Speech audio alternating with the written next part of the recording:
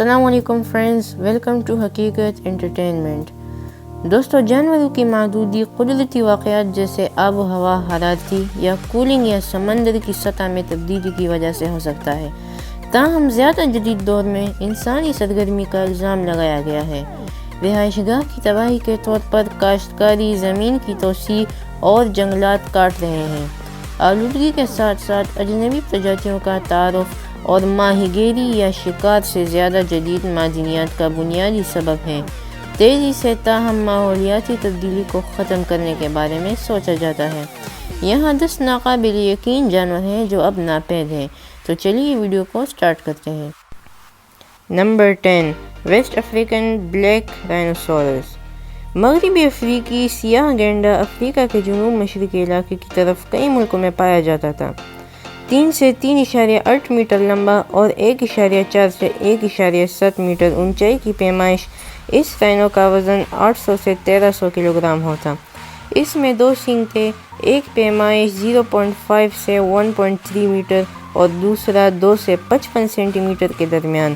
ان کی خوراک میں پتوں والے پودے اور ٹہنیاں شامل تھیں۔ کچھ لوگوں کا خیال ہے کہ ان کے سینگ میں دواؤں کی خصوصیات ہیں، حالانکہ اس کی سائنسی حقیقت میں کوئی اہمیت نہیں تھی، جو بھاری پن کا باعث بنتی ہے۔ 1930 میں انواع کی حفاظت کے لیے تحفظ کا اقدام کیا گیا، لیکن تعداد میں کمی ہوتی رہی۔ 2006 میں کیمرون میں آخری مغربی افریقی سیاہ رائنو دیکھا گیا تھا۔ 2011 میں اسے باضابطہ طور پر معدوم قرار دیا گیا۔ Number 9، baiji white dolphin. دوستو، بائیجی وائٹ ڈولفن، جسے چینی دریا ڈولفن بھی کہا جاتا ہے، صرف چین میں یانگزی دریا میں پایا جا سکتا ہے۔ ان میملز کا وزن 8 فٹ لمبا اور وزن 1/4 ٹن تک بڑھ سکتا ہے۔ ان کی چھوٹی آنکھیں اور بہت غریب نظر کی وجہ سے اس کو شکار کیا گیا۔ 20 ملین سال کے لیے یانگزی دریا میں رہنے والے ان کی تعداد بڑی تیزی سے 1950 کی دہائی کے بعد سے کمی آئی، جیسا کہ چین نے صنعتی طور پر دریا کو ماہی گیری، نقل و حمل اور پن بجلی کے لیے استعمال کیا تھا، جس نے میملز پر بہت اثر ڈالا۔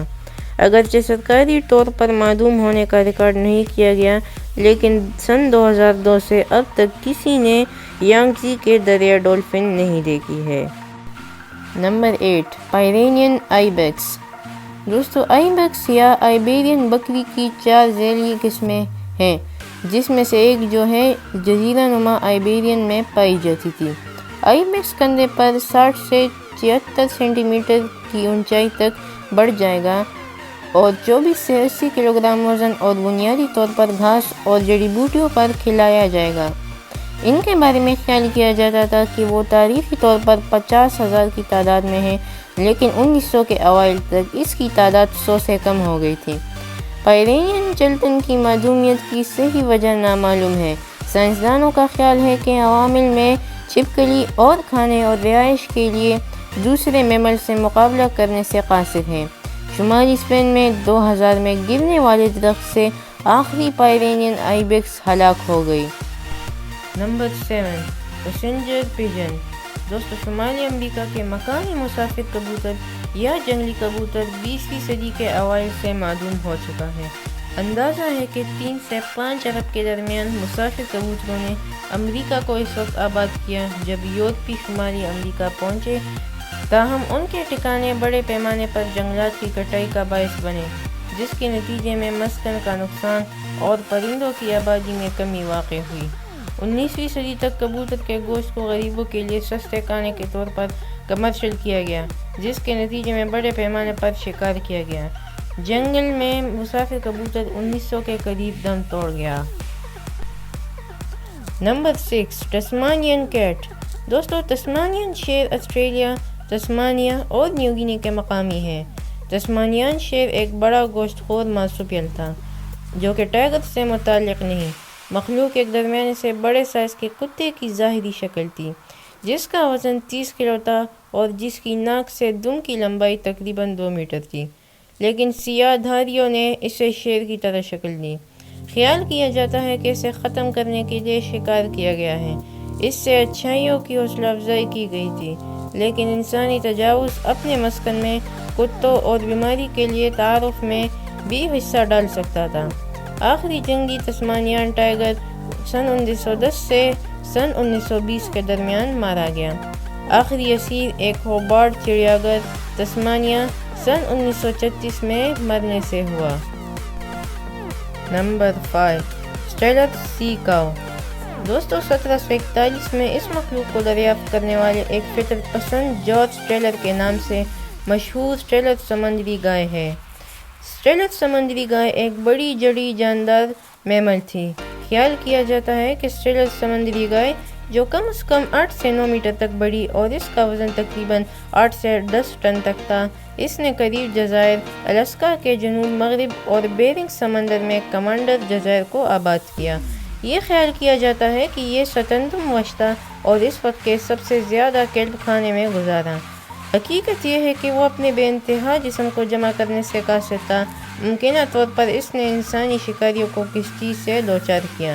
یورپی باشندوں کی دریافت کے 27 سال کے اندر اسٹیلر کی سمندری گائے کو ختم کرنے کا شکار کیا گیا۔ نمبر 4 گریٹ اوک۔ دوستو عظیم اوک شمالی بحر اوقیانوس اور شمالی اسپین کے طور پر اب تک جنوب میں پایا ایک بڑا اور فلائی لیس پرندہ ہے۔ اس کی اوسط بلندی 75 سے 85 سینٹی میٹر تھی اور اس کا وزن تقریباً 5 کلو تھا۔ عظیم اوک ایک طاقتور تیراک تھا جس نے کھانے کے لیے پانی کے اندر شکار کرنے میں مدد کی۔ اوکس کی آخری کالونی ایلڈی جزیرے پر رہتی تھی اور سن 1835 تک وہ سب ہلاک ہو چکے تھے۔ ان پرندوں میں سے آخری پرندوں کو 3 مردوں نے ہلاک کیا جس نے اسے 1844 میں اسکاٹ لینڈ کے شہر سینٹ کلڈا پر پکڑا تھا۔ جب ایک بڑا طوفان میں اضافہ ہوا تو ان کا خیال تھا کہ اوک ایک ڈائن ہے اور طوفان کا باعث بن رہا ہے، اس لیے انہوں نے اسے مار ڈالا۔ نمبر 3 ڈوڈو۔ دوستو ڈوڈو ایک معدوم فلائی لیس پرندہ جس نے مریخ کو آباد کیا۔ ڈوڈو کا قد تقریباً 1 میٹر تھا اور ممکن ہے کہ اس کا وزن 10 سے 18 کلو تھا۔ ڈوڈو کی ظاہری شکل کا واحد اکاؤنٹ 17ویں صدی سے مختلف تمثیلوں اور تحریر خطوں کے ذریعے ہے، اس لیے اس کی صحیح شکل غیر حل شدہ رہتی ہے۔ اس کا خیال ہے کہ کھانے کے وافر ذرائع اور شکاریوں کی رشتہ دار عدم موجودگی کی وجہ سے پرندہ بے دریغ بن گیا۔ ڈچ ملاحوں نے پہلی بار سن 1588 میں ڈوڈو کا ذکر ریکارڈ کیا۔ پرندوں کو ملاحوں اور ان کے گھریلو جانوروں اور ناگوار پرجاتیوں کے ذریعے معدومی کا شکار کیا گیا۔ ایک ڈوڈو کی آخری بڑے پیمانے پر قبول نظر انداز کرنا 1762 میں تھا۔ Number 2 woolly mammoth. دوستو اولی میموتھ ایک بہت بڑا میمل ہے۔ خیال کیا جاتا ہے کہ وہ آج کے ہاتھی سے گہرا تعلق رکھتا ہے۔